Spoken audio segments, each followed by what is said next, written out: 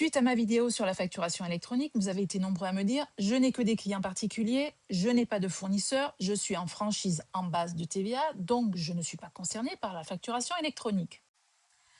Alors, nuance importante. Aujourd'hui, légalement, il n'est nulle part écrit que le micro-entrepreneur qui n'a que des clients particuliers et qui n'a aucun fournisseur, je précise bien aucun fournisseur, est obligé d'avoir une plateforme agréée au 1er septembre 2026. Donc, dans l'absolu, si tu es dans ce cas précis, tu peux patienter 2027. Mais attention à deux choses.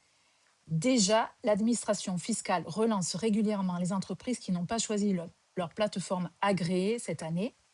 Donc, même si tu penses ne pas être concerné, tu vas recevoir leur mail régulièrement pour te relancer. Ensuite, beaucoup disent: je n'ai aucun fournisseur. Vraiment, est-ce que tu en es sûr? Tu as un abonnement téléphone ou un abonnement Internet. Tu peux avoir des logiciels. Tu as un compte bancaire, donc tu as des frais bancaires qui te sont facturés. Selon ton activité, tu as une assurance professionnelle.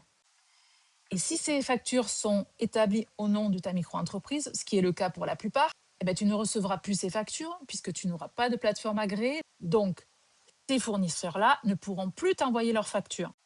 Et quoi qu'il arrive, le 1er septembre 2027, tu devras avoir choisi ta plateforme agréée. Pourquoi? Parce qu'il y a le e-reporting. C'est quoi le e-reporting? Donc ne vous affolez pas, j'entends de tout sur les réseaux.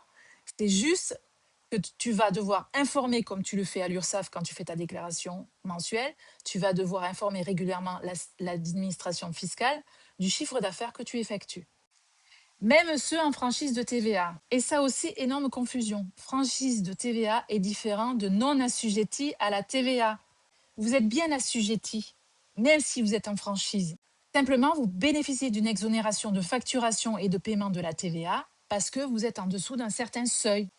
Donc, au final, oui, certains micro-entrepreneurs peuvent probablement attendre l'année prochaine pour choisir leur plateforme agréée, même si j'ai un doute à ce qu'aucun d'entre vous ait au moins une facture fournisseur par mois, rien que pour votre abonnement ou pour les frais bancaires. Mais croire que la réforme ne vous concerne pas, ça, c'est faux.